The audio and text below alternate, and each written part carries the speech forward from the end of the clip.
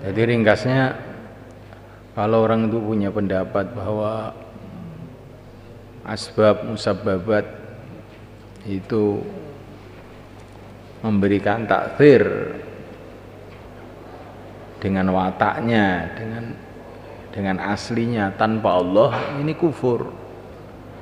Kalau asbab musabbabat ini diyakini sebagai ada hubungannya, ya, antara sebab dan musabbabat itu, tapi dengan kekuatan yang Allah Subhanahu wa taala berikan kepada asbab itu. Allah memberikan kekuatan pada api, Allah memberikan kekuatan pada air, sehingga menimbulkan akibat-akibat panas, dingin dan sebagainya.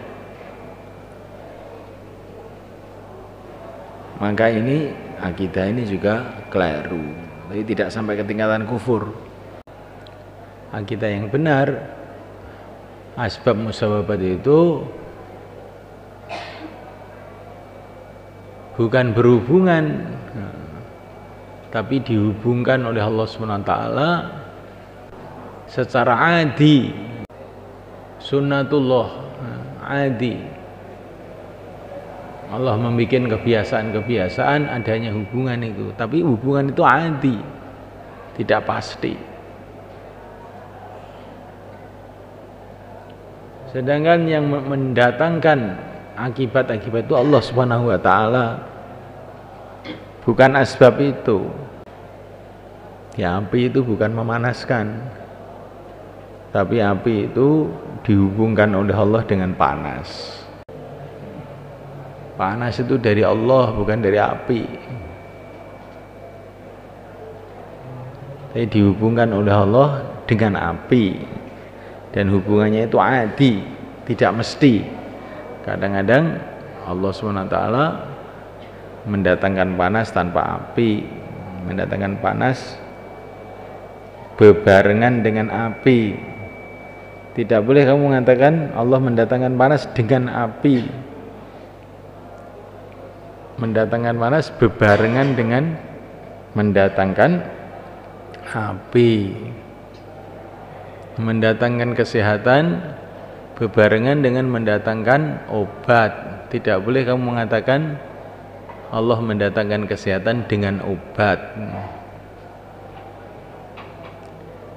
Telitinya itu loh, telitinya dalam bahasa. Jadi kalau dalam bahasa umum ya boleh-boleh aja sebetulnya. Kalau bahasa ilmu kalam nggak boleh itu. Yang penting kan orang umum itu tahu bahwa kullu min indillah, kan itu aja yang penting itu. Karena kalau kamu mengatakan Allah mendatangkan panas dengan api, itu seolah-olah kamu itu punya pemahaman Tuhan perlu dengan api. Allah tidak perlu dengan api. Maka fa'ahya bil arda ba'da mautiha, baknya itu bukan bak sababiyah kalau begitu, bak musahabah. Yang jala ahya musahiban bil ma'i al ardo, begitu. Itu kalau pemahaman ilmu kalam. Ini kan bahasa pembicaraan umum ini kan banyak tajawuzat kan, untuk memudahkan pembicaraan. Kalau dalam ilmu kalam kamu mengatakan saya gembira melihat ini, itu pun keliru. Saya digembirakan oleh Allah ketika melihat ini, itu pun masih keliru juga. Saya digembirakan oleh Allah ketika Allah menjadikan saya melihat ini. Mengkulun mengindillah. Tapi dalam perkataan bahasa sehari-hari, bahasa orang umum ini sudah cukup. Ketika orang itu punya keyakinan la ilaha illallah kulun min indillah, maka kalam-kalamnya itu harus ditakwilkan. Ketika orang itu punya pemahaman la haula wala quwata illa billah, ya kalau bicara asbab boleh aja, tapi harus ditakwili dengan keyakinannya la haula wala quwata illa billah itu. Sebagaimana Ar-Rahmanu 'ala 'arsy istawa harus di dalam lingkup laisa kamitslihi syai'. Begitu juga pemahaman-pemahaman mengenai asbab, pembicaraan mengenai asbab yang ada dalam Quran harus dilingkupi dengan la haula wala quwwata illa billah. Paham maksudnya? Jadi kamu kalau bicara dengan orang umum jangan terlalu sekali mendetail begitu. Cukup orang umum itu kalau punya keyakinan semua itu dari Allah, semua makhluk Allah itu sudah cukup. Dia bicara apa itu asbab itu dipahami dalam lingkup la haula, dalam lingkup la ilaha illallah, dalam lingkup wallahul ghaniyul hamid sudah cukup. Sehingga kita ini tidak mudah-mudah harus mengkafirkan orang. Wa amal hukum akli, adapun hukum akal, bahwa mengikuti hukum akli ibaratun, ada satu ibarat serta tembungan amma sangka perkara yudriku kang nemu apa lakul akal subuh tahu ing tetepe ma aw nafyahu ta nafine ma min ghairi tawakkufin sing tanpa kandhek bergantung ala takarurin ing atase bola baline kejadian wala wad'i wadhi'in lan ora oleh nyelehaken wong kang nyelehaken, oleh ngistilahaken wong kang ngistilahaken. Hukum akal adalah ibarah atau perkataan yang dimaksud itu adalah ma yudriku al-aqlu thubutahu, perkara yang menemukan akal bahwa perkara itu sabit, bahwa perkara itu ada, aw nafyahu atau perkara itu tidak ada.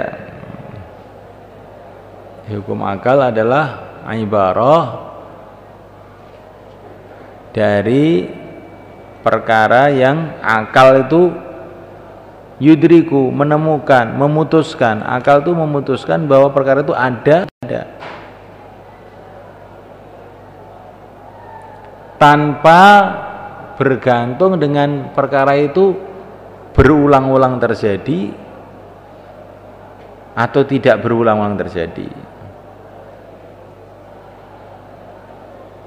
dan tanpa berkaitan dengan istilahnya orang yang membuat istilah atau aturan orang yang buat aturan. Ini maksudnya ini untuk apa itu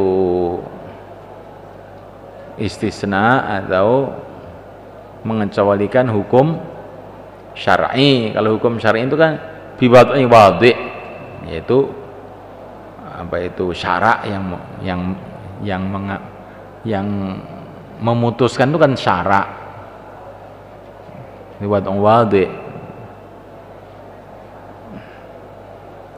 Kalau takarrur qiron itu namanya hukum adi. Kalau hukum akli itu akal itu memutuskan bahwa ini ada atau itu tidak ada tanpa ada kaitan dengan takarrur dan tidak ada kaitan dengan aturan-aturan yang dibikin siapa saja, entah dibikin syarak atau dibikin manusia. Umpamanya hukum akal itu akal memutuskan bahwa benda itu mesti bertempat. Benda itu mesti bertempat. Kenapa? Karena akal tidak bisa memahami, tidak bisa membayangkan, tidak bisa memikirkan benda tanpa tempat. Ini bukan karena takarrur qiron, saya sudah berulang kali melihat benda itu bertempat, maka saya putuskan benda itu bertempat. Bukan. Saya tidak bisa membayangkan benda tanpa tempat. Walau wadhi', dan juga bukan karena aturan orang yang ngatur. Saya punya keputusan benda itu adalah bertempat. Lah itu aturan siapa begitu itu? Loh, saya tidak bisa membayangkan benda tanpa tempat, bukan masalah aturan siapa-siapa. Akal memutuskan 1 tambah 1 2. Karena sudah berulang-ulang 1 saya tambah 1 itu jadinya 2. Bukan begitu. Memang akal itu tidak bisa menerima kalau 1 tambah 1 tidak 2, itu tidak bisa terima. Kalau kamu ditanya 1 tambah 1 2 itu menurut aturan Indonesia apa Amerika apa sih? Nah, loh, ini bukan Amerika bilang itu. Akal saya tidak bisa menerima kalau nggak begitu. Ini bukan masalah aturan orang. Nah, ini namanya hukum akli. Hukum akli.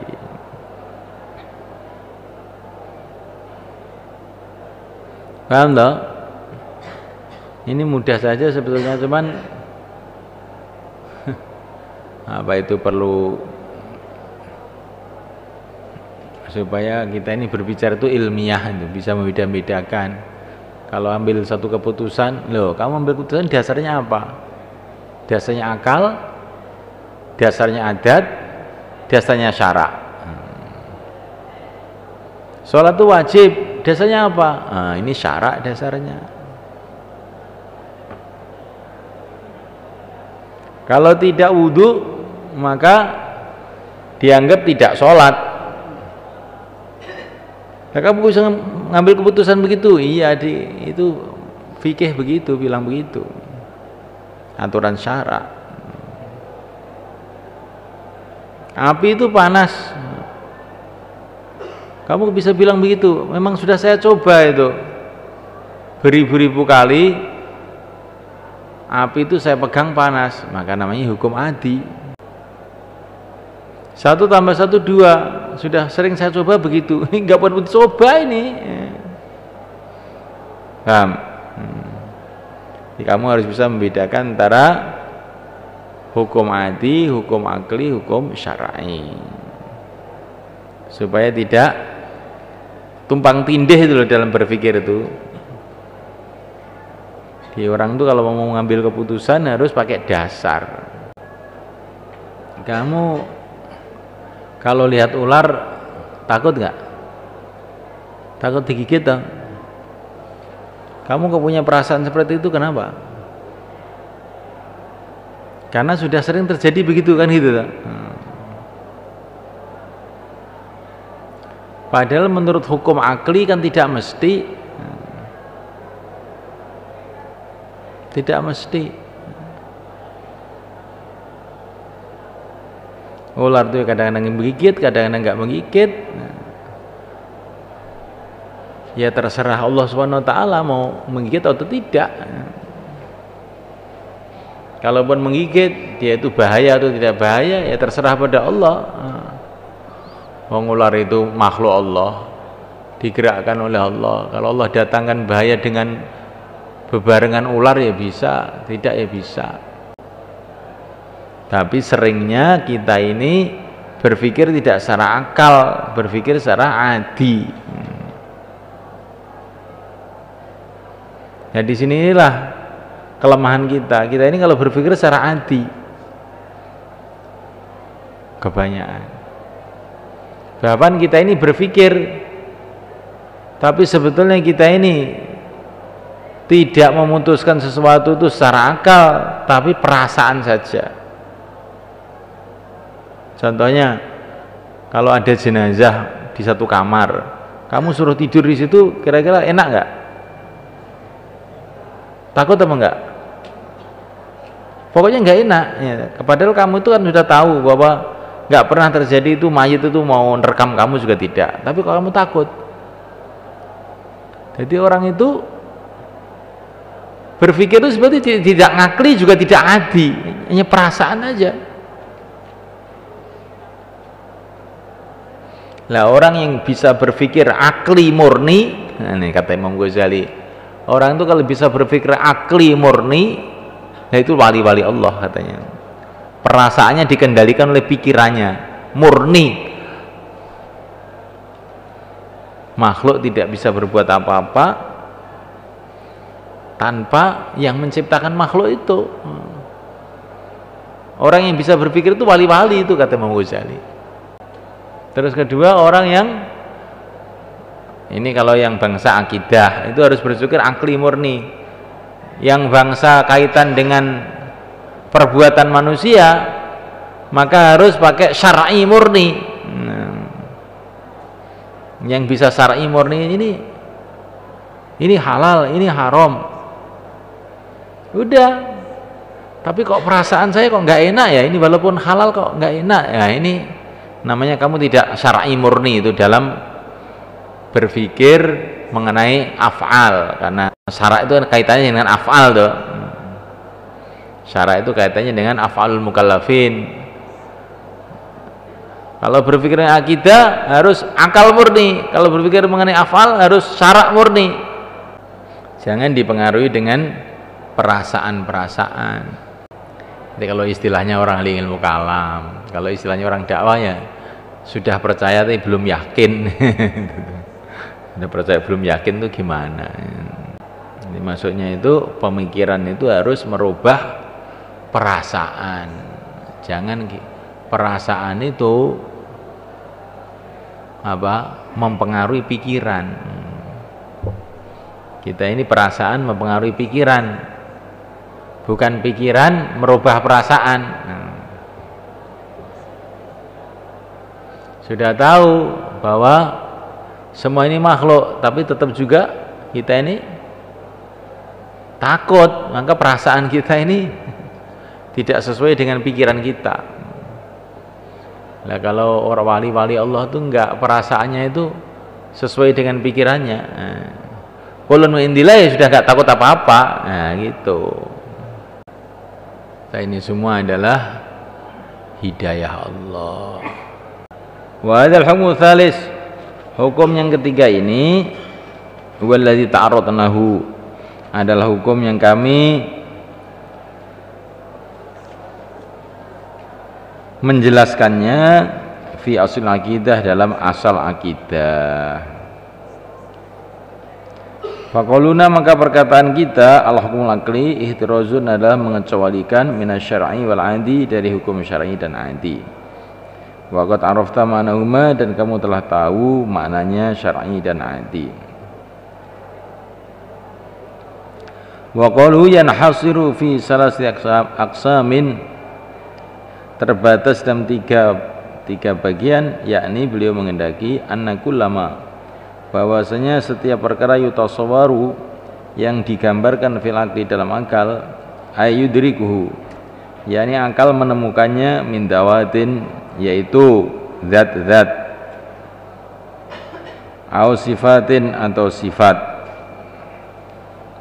Zat perkara, sifat itu sifatnya zat itu. Min dawatin, yaitu dari zat-zat, perkara-perkara.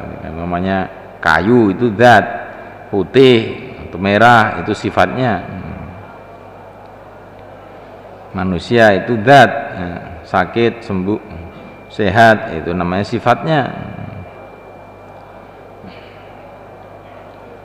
Wujudiyatin, yang wujud, au salbiyatin, atau sifat yang salbiyah, sifat yang maknanya itu adalah melepas, salbiyah.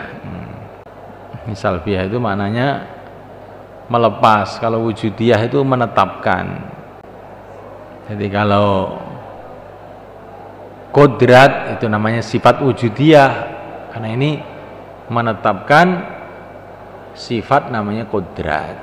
Tapi kalau mukhalafatu lil hawadisi namanya salbiyah, karena maknanya tidak sama. Ini kalau maknanya itu ada tidaknya, itu namanya salbiyah. Allah itu punya sifat mukhalafatu lil hawadisi, maknanya tidak sama, maka kata-kata tidak ini namanya sifat salbiyah. Kalau Allah punya sifat kodrat, ini namanya sifat wujudiyah. Awahmalin qadimatin, atau keadaan-keadaan yang qadim, aw hadisatin, atau keadaan yang baru. Akhwal itu kaunuhu qadiron, kaunuhu muridan, itu namanya akhwal, keadaan. Jadi ada zat, ada sifat,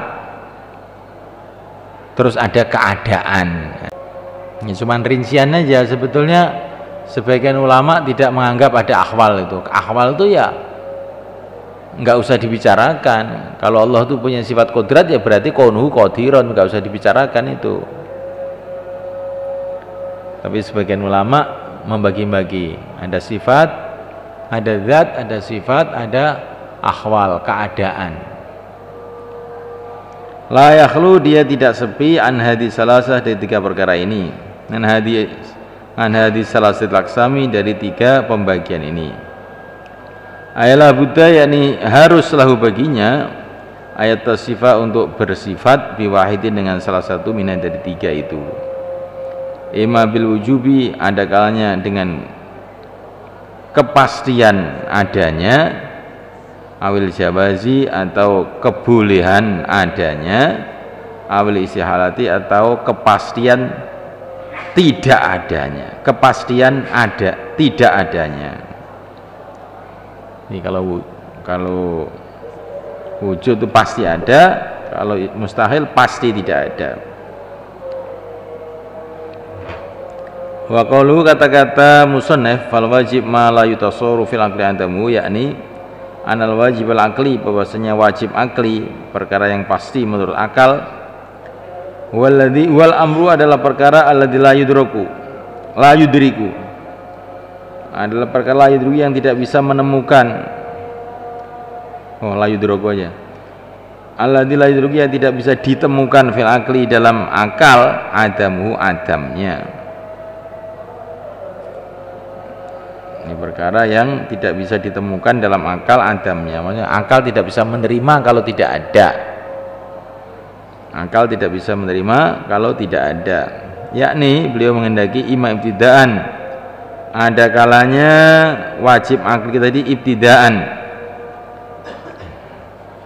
Mulai pertama akal sudah memastikan dia itu ada. Mulai pertama akal sudah memastikan dia itu ada. Bila ihtiyajin, dengan tanpa perlu ila sabqi nadharin, kepada pemikir dulu. Wa yusama, dan dia dikasih nama ad-daruriyah, wajib akli daruri. Kata hayuzi, seperti bertempat, mathalan umpamanya lil jirmi, bagi benda. Fa inal akla, sunnya akal ibtidaan dalam permulaannya tanpa mikir, la yudriku, dia tidak bisa menerima ingfika kal jirmi, terlepasnya benda, anit tahayuzi, daripada bertempat. Ay akhluhu, yakni mengambilnya benda, qadara dzatihi, seukuran zatnya, minal faraghi, dari ruangan. Wa imma ba'da sabqin nadhar, dan ada kalanya setelah berpikir dulu. Sama, dan dikasih nadharian, wajib akli nadhari. Kal kidami, seperti sifat kidam, limaulana, bagi Tuhan kami Jalla wa Azza, kidam tanpa permulaan. Fa inal akla, sesungguhnya akal, innama yudriku, hanyalah dia bisa menemukan wujubahu, kepastian kidam itu, lahu bagi Maulana Ta'ala, idza fakkara, bila telah berpikir, al-aqlu akal, wa arafa, dan dia mengetahui ma yatarattabu, perkara yang berakibat, ala thubutil hudusi, atas tetapnya sifat hudus, sebaliknya kidam, lahu bagi Allah Azza wa Jal, minad dauri, daripada berputar, awit tasalsuli atau tasalsul, al-wadihil istihalati, yang jelas kemustahilannya.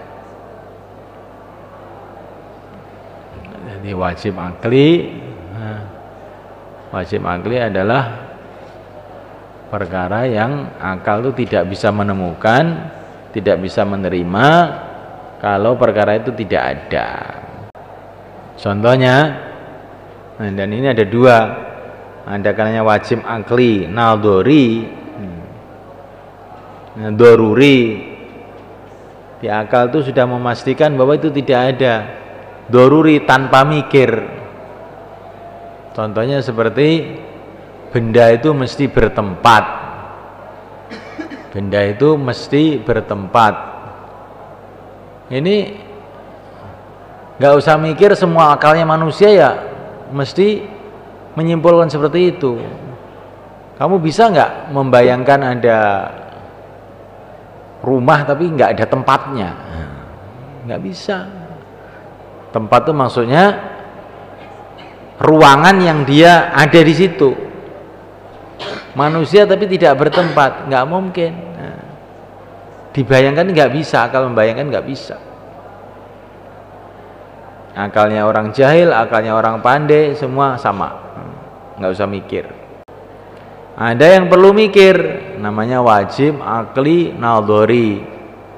Seperti bahwa Tuhan itu qadim, Tuhan itu tidak bermula.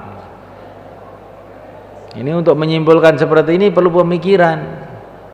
Setelah akal berpikir kalau Tuhan itu punya permulaan, berarti bagaimana? Berarti asalnya tidak ada, kemudian ada, ya enggak? Kalau Tuhan itu punya permulaan, berarti asalnya tidak ada, kemudian jadi ada.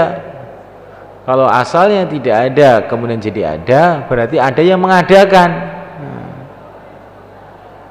Kalau ada yang mengadakan, berarti dia bukan Tuhan, makhluk. Yang Tuhan itu yang mengadakan itu, ya enggak? Kemudian kita urus yang mengadakan itu. Yang mengadakan itu qadim, tidak punya permulaan atau punya permulaan. Yang mengadakan itu pun punya permulaan. Berarti asalnya tidak ada jadi ada. Berarti perlu ada yang mengadakan. Yang mengadakan itulah yang Tuhan, bukan dia. Yang mengadakan itu ada permulaannya apa tidak? Ada permulaannya. Berarti asalnya tidak ada jadi ada. Terus yang mengadakan siapa? Yang mengadakan itu A. Lah A itu punya permulaan apa enggak? Punya dia. Siapa yang mewujudkan A itu? B. Lah B itu punya permulaan atau tidak? Ada. Yang mewujudkan siapa? Yang mewujudkan C. Terus sampai berputar 1000 kali, 1.000.000 kali, nggak ada ujung pangkalnya. Maka ini namanya tasalsul. Ada lagi, ada lagi, ada lagi. Itu tidak mungkin. Tasalsul itu tidak mungkin, mustahil.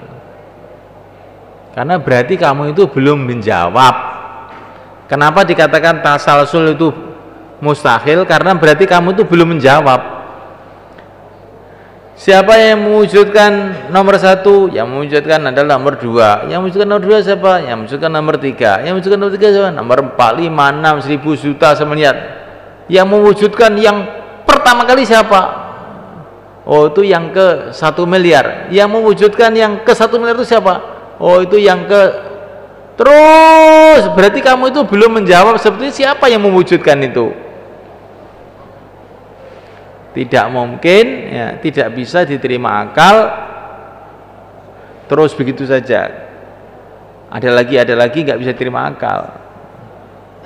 Sebelum 3 berapa? 2. Sebelum 2 1. Sebelum 1 0. Udah. Permulaan yang 1. Kalau nggak ada permulaan nggak ada hitungan. Hitungan itu harus ada permulaan. Itu namanya tasalsul. Ngerti nggak? Tasalsul itu tidak bisa diterima akal. Kenapa?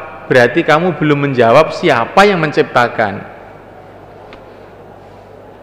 Berarti kamu belum bisa menjawab siapa yang menciptakan. Yang satu, kedua, ketiga, ke 1000, ke 1000, ke semiliar. Yang menciptakan pertama itu loh, itu harus dia itu tidak bermula. Selagi dia itu masih bermula, ada permulaannya, berarti dia itu masih makhluk. Kamu belum menjawab siapa pencipta. Akhirnya disimpulkanlah bahwa sifat qadim itu wajib bagi Tuhan. Nah, untuk menyimpulkan itu perlu mikir. Ada juga tasalsul. Tasalsul itu juga tidak bisa diterima oleh akal. Tasalsul gimana? Telur dari mana? Dari ayam. Ayam dari mana? Dari telur. Telur dari mana? Dari ayam. Terus saja 10 tahun kamu bilang gitu terus. Loh, sebetulnya itu loh, dari mana telur itu? Ya dari ayam. Nah, ayam dari mana? Dari telur. Nah, kamu itu sebetulnya belum jawab apa-apa. Nah, itu biritan namanya, bukan jawab. Nah,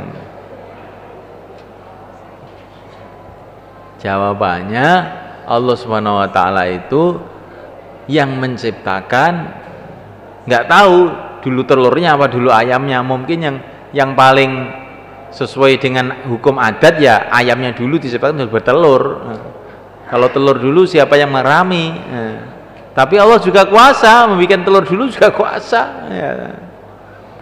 Tapi saya tidak tahu, belum lahir. Sejak lahir saya juga sudah lihat ayam, lihat telur. Yang dulu yang mana nggak tahu.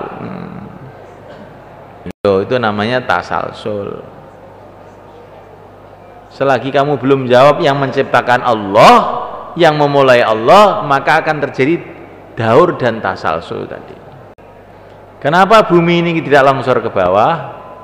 Karena ada hukum tarik menarik katanya. Nah, dalam ilmu alam yang dipelajari sekolah-sekolah itu loh, ada hukum tarik menarik katanya. Jadi bumi ditarik oleh matahari, matahari ditarik bumi, akhirnya bisa jalan, tidak longsor.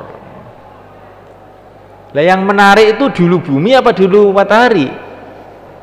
Pokoknya tarik menarik iya. Tapi kan harus ada yang dulu toh, yang narik dulu itu. Wah, ini mungkin juga yang narik dulu itu bumi, mungkin juga yang narik dulu itu matahari. Kamu belum jawab. Kalau cuma mungkin itu kamu belum jawab siapa yang menarik itu. Pencipta matahari dan bumi itu yang telah menarik, membuat tarik menarik. Allah yumsikus samawati an taqa'a, yumsikus samawati wal arda an taqa'a. Gimana? In zalata in amsakahuma, gimana? Wa in amsakahuma min ahadin min ba'di. Allah yang pegang itu matahari, pegang langit, pegang bumi, sehingga tidak longsor kemana-mana itu. Itu ada magnet. Kamu tahu magnet? Tahu nggak magnet? Itu magnet itu kalau ada besi dia akan tarik menarik. Betul? Kamu tahu itu sebenarnya? Itu siapa yang narik? Besinya apa magnetnya? Allah Subhanahu wa taala telah menciptakan keadaan itu.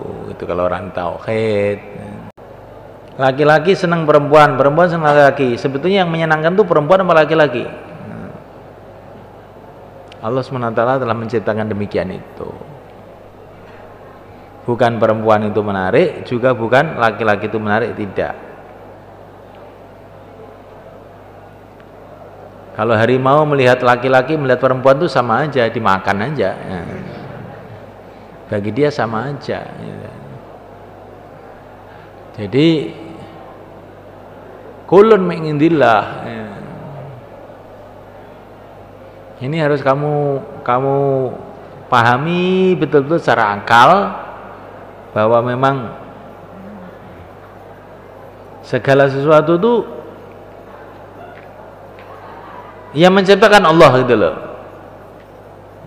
Allah khaliqul syai'.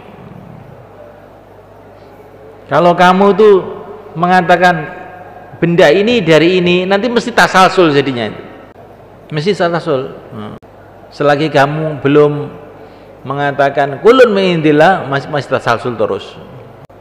Sekarang ini ada angin. Ada angin. Angin itu dari mana? Kok bisa bergerak itu? Angin berembus dari mana? Ya dari sana. Ya. Sana itu dari mana? Dari sana. Sana dari mana? Dari sana. Itu jadi tasalsul.